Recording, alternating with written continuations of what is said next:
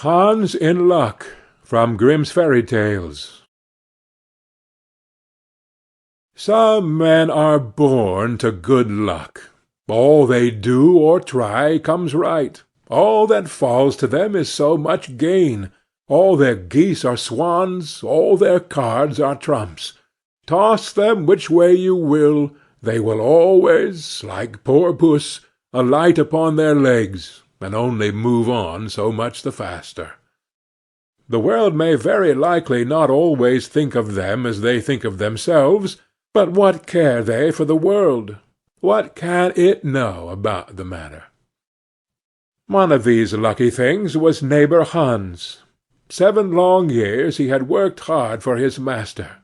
At last he said, "Master, my time is up. I must go home and see my poor mother once more. So pray, pay me my wages, and let me go." And the master said, "You have been a faithful and good servant, Hans, so your pay shall be handsome." Then he gave him a lump of silver as big as his head. Hans took out his pocket-handkerchief, put the piece of silver into it, threw it over his shoulder, and jogged off on his road homewards.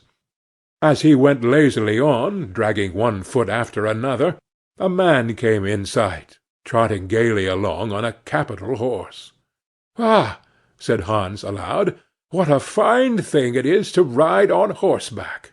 There he sits as easy and happy as if he was at home, in the chair by his fireside. He trips against no stones, saves shoe-leather, and gets on he hardly knows how." Hans did not speak so softly, but the horseman heard it all, and said, "Well, friend, why do you go on foot, then?" "Ah," said he, "I have this load to carry. To be sure it is silver, but it is so heavy that I can't hold up my head, and you must know it hurts my shoulder sadly."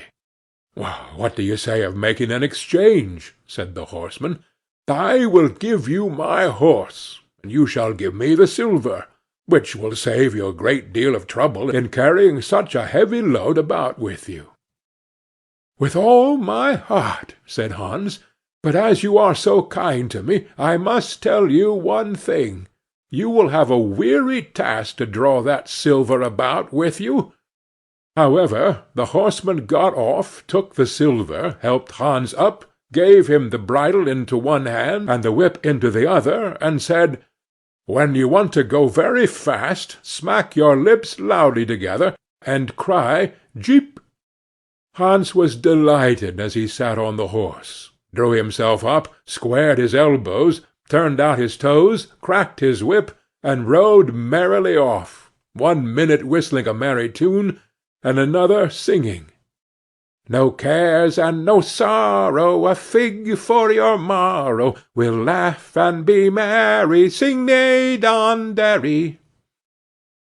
After a time he thought he should like to go a little faster, so he smacked his lips and cried "Jeep!" Away went the horse full gallop, and before Hans knew what he was about, he was thrown off, and lay on his back by the roadside. His horse would have run off, if a shepherd, who was coming by, driving a cow, had not stopped it. Hans soon came to himself, and got up on his legs again, sadly vexed, and said to the shepherd, "This riding is no joke. When a man has the luck to get upon a beast like this, that stumbles and flings him off as if he would break his neck. However, I'm off now, once for all. I like your cow now a great deal better than this smart beast that played me this trick, and has spoiled my best coat, you see, in this puddle, which, by the by, smells not very like a nosegay. One can walk along at one's leisure behind that cow, keep good company, and have milk, butter, cheese, every day into the bargain. What would I give to have such a prize?" "Well," said the shepherd, "if you are so fond of her, I will change my cow for your horse. I like to do good to my neighbors, even though I lose by it myself." "Done," said Hans merrily. "What a noble heart that good man has!" thought he. Then the shepherd jumped upon the horse, wished Hans and the cow good morning, and away he rode. Hans brushed his coat, wiped his face and hands, rested a while, and then drove off his cow quietly, and thought his bargain a very lucky one.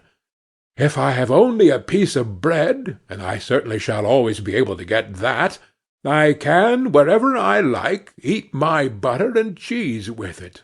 And when I am thirsty, I can milk my cow and drink the milk.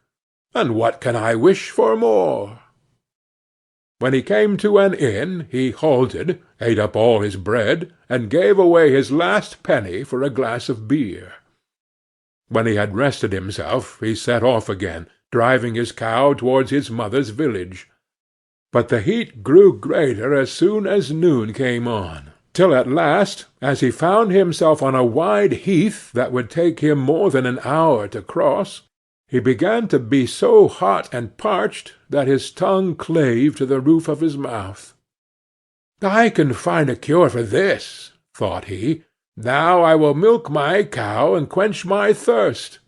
So he tied her to the stump of a tree, and held his leathern cap to milk into. But not a drop was to be had. Who would have thought that this cow, which was to bring him milk and butter and cheese, was all that time utterly dry? Hans had not thought of looking to that. While he was trying his luck in milking, and managing the matter very clumsily, the uneasy beast began to think him very troublesome, and at last gave him such a kick on the head as knocked him down, and there he lay a long while senseless. Luckily a butcher soon came by, driving a pig in a wheelbarrow. "What is the matter with you, my man?" said the butcher, as he helped him up. Hans told him what had happened, how he was dry, and wanted to milk his cow, but found the cow was dry too. Then the butcher gave him a flask of ale, saying, "There, drink and refresh yourself. Your cow will give no milk. Don't you see she is an old beast, and good for nothing but the slaughter-house?" "Alas, alas!" said Hans, "who would have thought it? What a shame to take my horse and give me only a dry cow! If I kill her, what will she be good for? I hate cow beef. It is not tender enough for me. If it were a pig, now, like that fat gentleman you are driving along at his ease, one could do something with it. It would at any rate make sausages." "Well," said the butcher, "I don't like to say no when one is asked to do a kind neighborly thing. To please you I will change, and give you my fine fat pig for the cow." "Heaven reward you for your kindness and self-denial," said Hans, as he gave the butcher the cow, and taking the pig off the wheelbarrow, drove it away, holding it by the string that was tied to its leg. So on he jogged, and all seemed now to go right with him. He had met with some misfortunes, to be sure, but he was now well repaid for all. How could it be otherwise with such a travelling companion as he had at last got? The next man he met was a countryman carrying a fine white goose. The countryman stopped to ask what was o'clock. This led to further chat, and Hans told him all his luck, how he had had so many good bargains, and how all the world went gay and smiling with him. The countryman then began to tell his tale, and said he was going to take the goose to a christening. "Feel," said he, "how heavy it is, and yet it is only 8 weeks old. Whoever roasts and eats it will find plenty of fat upon it, it has lived so well." "You are right," said Hans, as he weighed it in his hand. "But if you talk of fat, my pig is no trifle." Meantime the countryman began to look grave, and shook his head. "Hark ye," said he, "my brother friend, you seem a good sort of fellow, so I can't help doing you a kind turn. Your pig may get you into a scrape. In the village I just came from, the squire has had a pig stolen out of his sty. I was dreadfully afraid when I saw you that you had got the squire's pig. If you have, and they catch you, it will be a bad job for you. The least they will do will be to throw you into the horse-pond. Can you swim?" Poor Hans was sadly frightened. "Good man," cried he, "pray get me out of this scrape.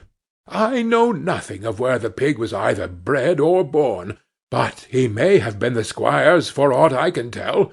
You know this country better than I do. Take my pig, and give me the goose."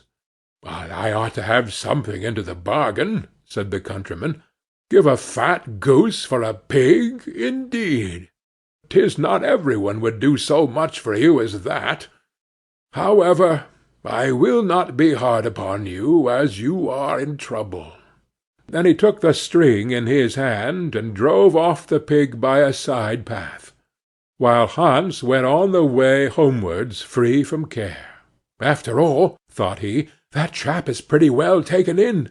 I don't care whose pig it is, but wherever it came from, it has been a very good friend to me. I have much the best of the bargain.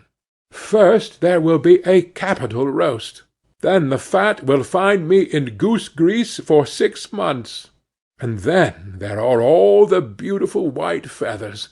I will put them into my pillow, and then I am sure I will sleep soundly, without rocking.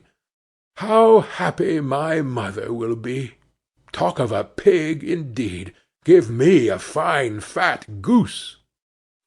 As he came to the next village, he saw a scissor grinder with his wheel, working and singing.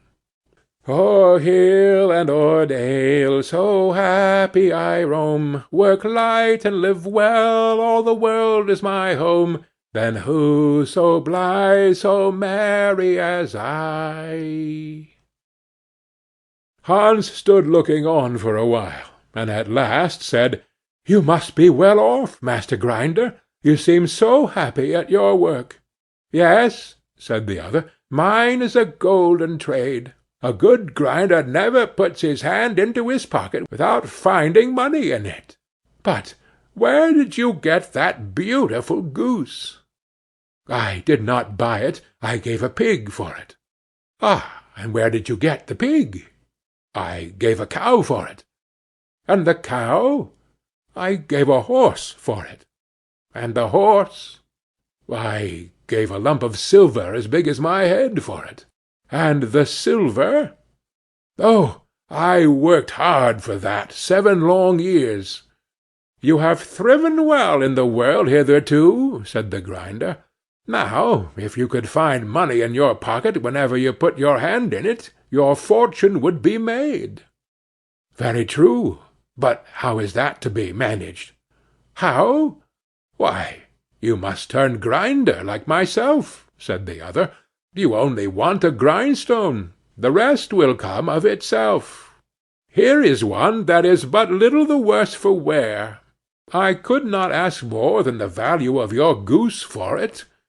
Will you buy?" "How can you ask?" said Hans. "I should be the happiest man in the world if I could have money whenever I put my hand in my pocket.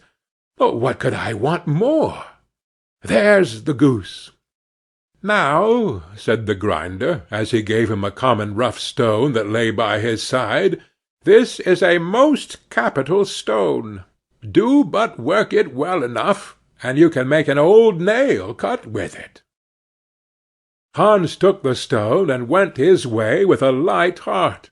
His eyes sparkled for joy, and he said to himself, "Surely I must have been born in a lucky hour. Everything I could want or wish for comes of itself.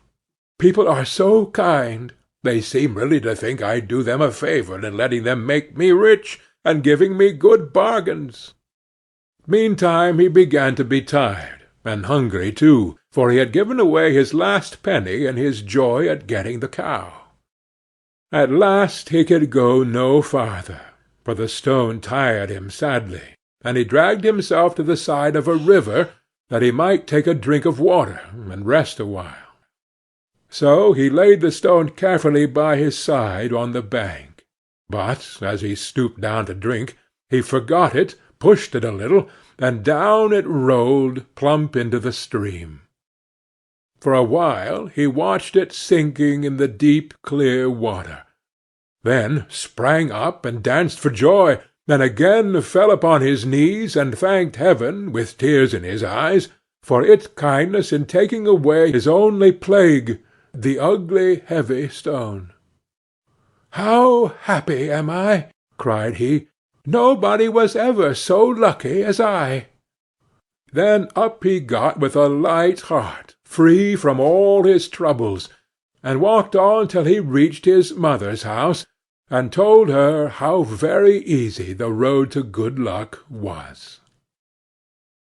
End of Hans in Luck,